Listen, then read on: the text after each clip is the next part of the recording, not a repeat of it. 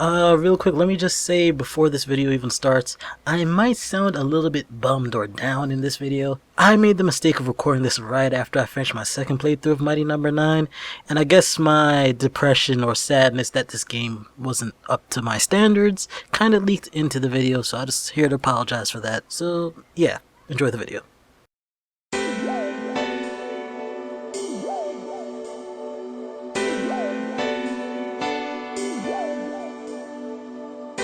You see, I tried to give Mighty Number 9 the benefit of the doubt. People were bashing its creator and the game left and right, and I thought maybe, just maybe, everybody was overreacting just a bit.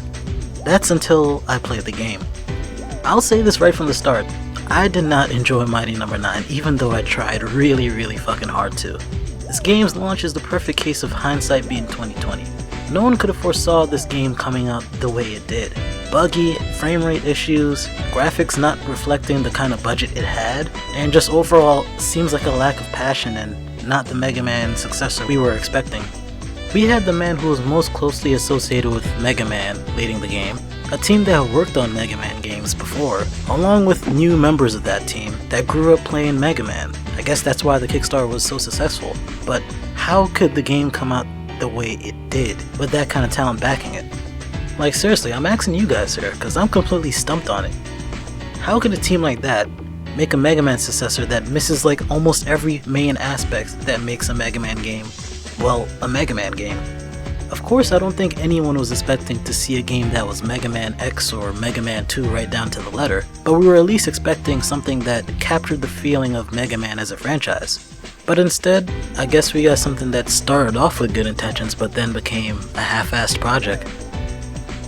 Mighty Number 9 missed quite a few aspects that made up the Mega Man formula, two of the main ones being tight controls and smart level design. Without those two things working hand in hand, Mighty Number 9 was never going to make it as Mega Man's true successor. Without Mega Man games playing as responsive as they did, and giving you full control of the Blue Bomber, no one would have made it through half the shit the games tossed at you, and would have been done with the series long ago. This was surprisingly one of the few things Mighty Number 9 really got right. I never really had a problem reacting or traversing quickly due to inputs not registering. It controlled rather well. But granted, levels were never too hard or complex for players to worry about controls being on point. And that brings us to talk about level design and where Mighty Number 9 really falters. What really set Mega Man apart from other 2D platformers was that every level, every enemy placement was thought out to give a reason for players to stop and think of their next move, because it may be the only thing separating them from progression and losing every bit of progress they've made so far. The game would never throw things like enemies in a super treacherous situation without first showing you what they can do in a somewhat safe and controlled situation. They'd give you an enemy that doesn't seem too bad, but then adds it to a hard to navigate area or adds more of those enemies in odd places, making you assess your jump timing and ability use more. That adds difficulty to each level without making it stupid or unfair. That's good level design, and Mega Man games are filled with things like, but not limited to that. Smart level designing decisions like the example I gave are what makes Mega Man games so challenging and memorable. Each level was an obstacle course teaching you through failure or patience, and forcing you to constantly adjust to each situation given, or promptly react to them, which relies on the point of tight controls we made earlier. Mighty Number 9 pretty much tosses good level design out the window. Most of its levels are you literally just walking to the right, shooting or jumping without much hindrance.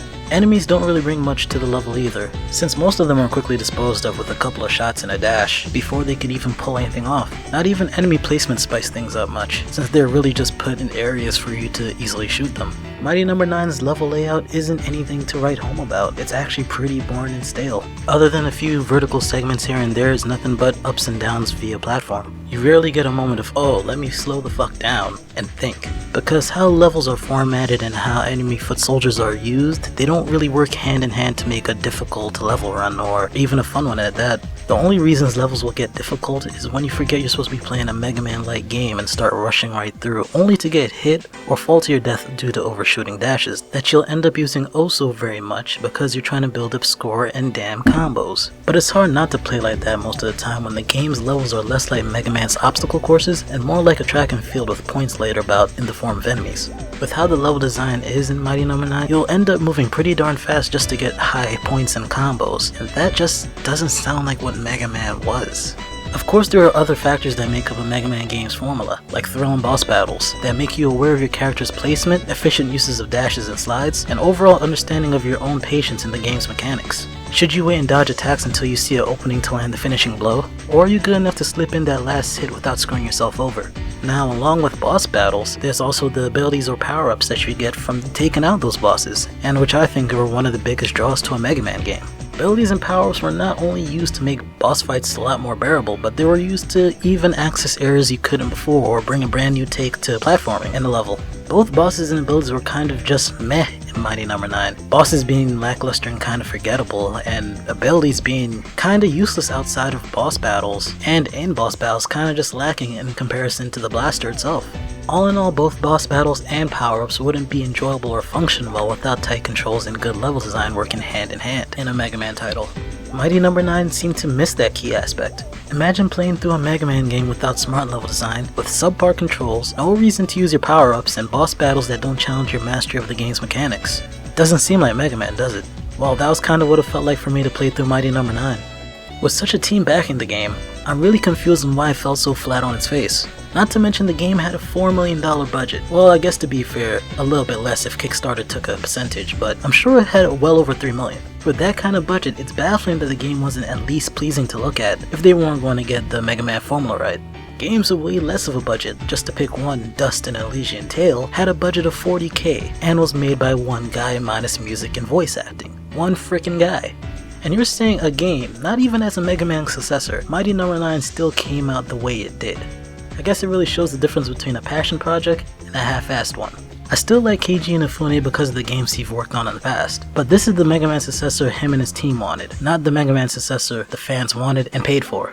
I'm sure his reputation now is pretty shit with gamers, but I guess a shitty reputation is better than nothing. At least that's my opinion. Hey, I hope you enjoyed the video. If you look right above me, you can see 2 of my previous videos. So, if you feel like supporting your boy, feel free to check them out.